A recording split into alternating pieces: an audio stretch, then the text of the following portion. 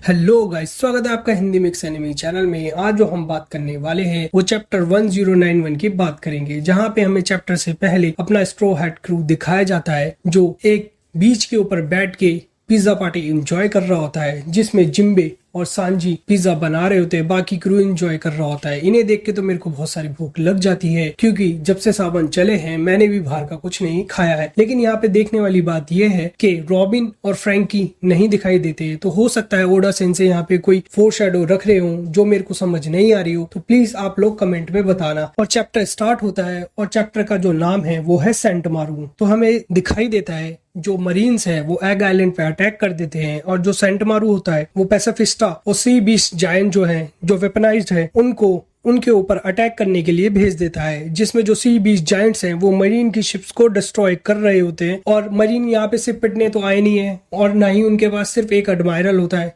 उनके पास बहुत सारे और भी लोग होते हैं जो बहुत पावरफुल होते हैं, जिनमें हमें दिखाया जाता है नेक्स्ट सीन में जो एक एडमायरल होता है जिसकी बहुत सारी चिन्ह होती है, जो कहीं ना कहीं जेफरी को मतलब से रिलेट कर रहा होता है, क्योंकि उसका जो हाथ है वो बिल्कुल जेफरी जैसा होता है। तो हो सकता है ये भी एक साइबोर्ग हो और वो एक ही पंच में जो सी बीस्ट जायंट है उसे नॉकआउट कर देता है। और हमें देखने को मिल सकता है आगे वाले चैप्टर में जो अपना फ्रैंकी है और इसका क्लैश, क्योंकि ये भी एक साइबोर्ग है और अपना फ्रैंकी भी एक साइबोर्ग है। अगले ही सीन में हमें दूसरा एडमायरल दिखाई जाती है जिसका नाम डॉल होता है। वो भी एक किक में जो पैसिफिस्टा है उसका बैंड बजा देती है और वो फटे हुए ढोल की तरह एक साइड में पड़ा होता है। और ये सब जब सीन चल रहा होता है, इस सब सीन को अपना जो उसब होता है वो मॉनिटर पे देख रहा होता है और वो सबको बता रहा होता है। और ये सब चीज देख के जो वेगापंक होता है वो कहता है जो मरीन्स यहाँ पे आने का सोच रहे हैं उन्हें नहीं पता है यहाँ पे आना बहुत मुश्किल है, क्योंकि यहाँ पे पेनेट्रेट करना बहुत मुश्किल है। एक तो पहले यहाँ पे सेंट मारू है, दूसरा उसके पास मार्क 3 लेवल के जो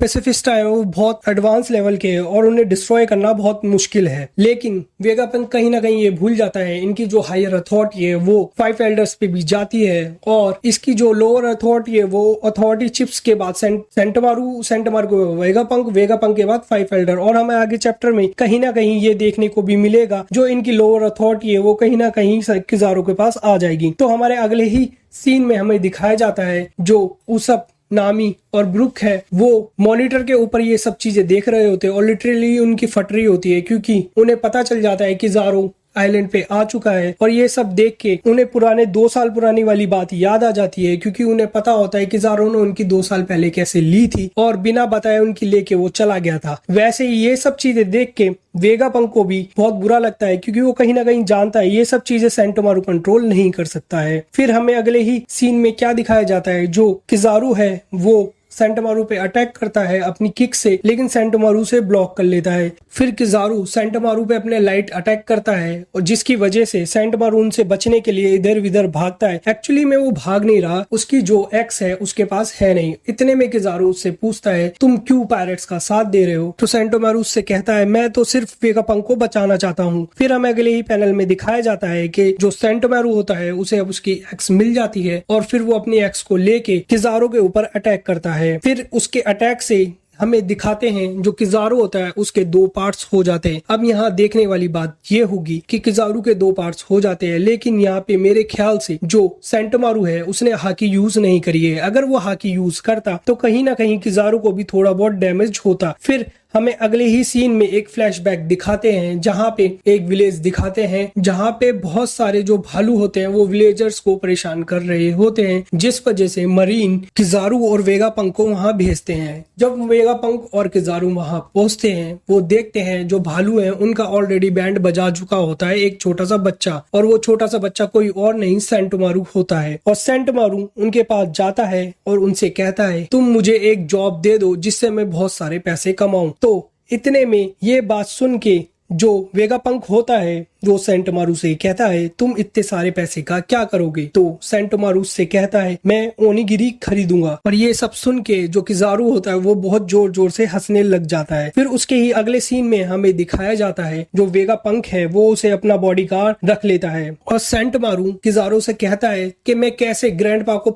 मतलब जो वेगापंक है उसे कैसे प्रोटेक्ट करूंगा। तो वो किजारू से कहता है आप मुझे सिखाइए। और फिर हमें यहाँ पता चलता है जो सेंट मारू है वो किजारू का एक स्टूडेंट है। और फिर हमें दोबारा से ये चीज देखने को मिलेगी कि जहाँ पे टीचर और स्टूडेंट का क्लैश होगा, क्योंकि हम एग आइलैंड पे पहले भी टीचर और स्टूडेंट का क्लैश दे चुके हैं, जहाँ पे गाप और आकिजो और अब सेंटमारू और किजारो पे होने वाला है। और फिर हम अगले ही पैनल पे प्रेजेंट में लेके आते हैं, जहाँ पे हमें दिखाया जाता है सेंटमारू और किजारो की फाइट चल रही होती है, जहाँ पे किजारो क्या करता है, अपनी जो लाइट वाली अटैक है उससे जो सेंटमारू है उसे अनकॉन्शियस कर देता है और वो जमीन पे जाके गिर जाता है। और फिर हम अगले ही सीन में हमें दिखाते हैं जो किजारो है, जो पैसिफिस्टा का जो अथॉरिटी की जो चिप होती है वो उससे ले लेता है, और फिर चिप लेने के बाद वो पैसिफिस्टा को ऑर्डर देता है कि जितने भी सी बीच जाइंट हैं उनके ऊपर अटैक करे और उन्हें रोके, क्योंकि वो मरीन्स की जितनी भी शिप होते हैं उन्हें डिस्ट्रॉय कर रहे होते हैं। और ये सब भसड़ को और कोई नहीं, 5 एल्डर में से एक सैटर्न देख रहा होता है। मेरे को इस बुड्ढे का आज तक एक भी सीन समझ नहीं आया। नो डाउट ये बहुत ज्यादा पावरफुल है, लेकिन आज तक इसकी जो पावर्स है उसके बारे में बताया नहीं गया है। कहीं ना कहीं आगे जाके इसे बताया जाएगा, क्योंकि जहाँ पे भी भसड़ चल रही होती है ये बंदा फुल्ली बैठ के एंजॉय कर रहा होता है। और ये सब जब भसड़ चल रही होती है तो ये अंदर भी दिखाई दे रही होती है। फिर वो वहां पे वेगापंक जो होता है ये सब देख के रोने लग जाता है और उसे पता चल जाता है कि सेंटमारू डिफीट हो चुका है। और फिर वो रोते रोते कहता है कि सेंटमारू,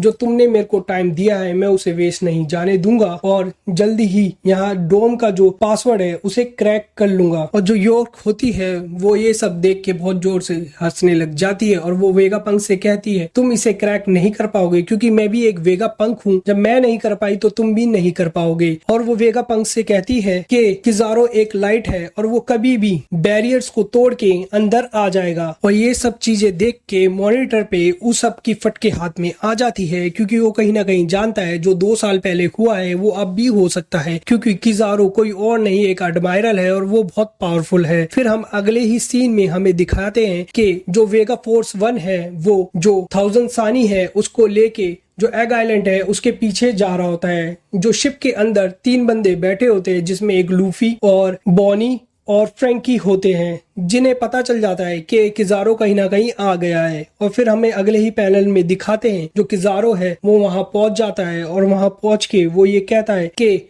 मैं सिर्फ 3 चीजें छोड़ के सब कुछ डिस्ट्रॉय कर दूंगा, जिसमें पहली आती है पावर स्टेशन, सेकंड है पंक रिकॉर्ड्स, क्योंकि विदाउट रिकॉर्ड्स जो नेवी है वो कभी भी एक्सपेरिमेंट नहीं कर सकती है, और थर्ड है यॉर्क। और जो टॉप प्रायोरिटी होती है किजारू की, जिसे वो एलिमिनेट करना चाहता है, वो और कोई नहीं वेगा पंक होता है। और ये जब भसड़ सब अंदर चल रही होती है तो रॉब लूची इस चीज का फायदा उठाता है। ये बंदा पिट के भी नहीं माना लूफी से और दोबारा पिटाई मांग रहा है, क्योंकि ये हमेशा हर बार धोखा देता है। वाटर आइलैंड पे भी इसने यही करा था और अब भी ये यही कर रहा है। वो जैसी अटैक करने वाला होता है वो स्टेसी उसे देख लेती है कि वो वेगापंक पे अटैक कर रहा है और वो उसके सामने आ जाती है, जिसकी वजह से उसको काफी डैमेज होता है। और ये सब चीजें जब चल रही होती है अंदर, जो सांजी है बहुत क्विक थिंकिंग के साथ नामी से जो बबल गन है उसे छीन लेता है और काकू को उसके अंदर कैद कर देता है और कहता है शायद तुम्हारे दोस्त ने तुम्हें लूप में छोड़ दिया है। और फिर उसके बाद हमें अगले ही सीन में दिखाते हैं जोरो रॉब लूची के ऊपर अटैक कर देता है, लेकिन रॉब लूची उसे अपनी आर्मामेंट हाकी से ब्लॉक कर लेता है। और